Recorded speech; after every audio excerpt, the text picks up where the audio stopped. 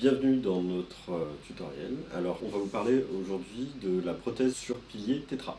Alors, historiquement, on retrouve deux types de prothèses. On faisait soit les prothèses sur les piliers pluraux, soit, et effectivement, on les fait avec des piliers tétra. Nous, on a plutôt tendance à partir sur les piliers tétra. Pilier tétra, en fait, nous aujourd'hui, l'idée c'est de se dire une situation de bridge rack classique, on remplace 3 dents, on met 2 implants.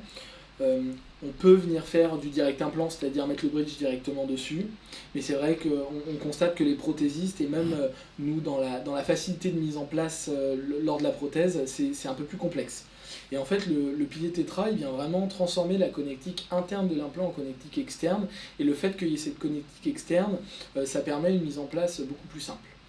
Alors, c'est vrai que c'est un pilier qu'on va utiliser de plus en plus sur des bridges, que ce soit sur des bridges 2-3 éléments à des bridges complets sur un plan. Donc ça va vraiment être l'objectif de l'utilisation de ce pilier.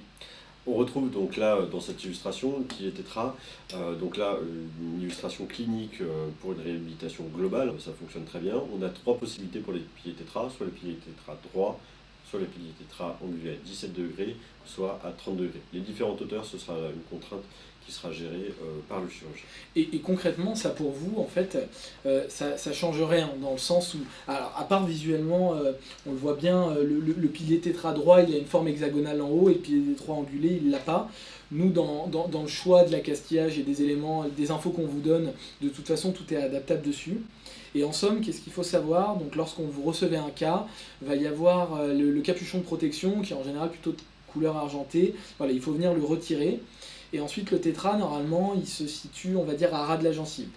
Il peut y arriver que dans certaines situations, alors on contrôle toujours nos chirurgies à quelques mois, donc en général on vérifie ça, et parfois nous on est amené à changer de pilier tétra, donc c'est vrai que ça c'est le côté assez confortable de cette pièce, et il peut arriver que dans certaines situations il soit visible. Quand ça arrive, ça il ne faut pas hésiter à nous le mentionner, parce que quand le pilier tétra est visible, donc quand la partie dorée du pilier est visible en bouche, nous on peut venir choisir un pilier tétra et l'enfouir un petit peu plus. Et c'est vrai que ce pilier tétra, il va avoir un autre intérêt hyper important d'un point de vue biologique, c'est qu'il garde une sécurité entre la pièce, l'implant et la partie de prothèse, parce que le joint en général se fait à 2 mm et demi.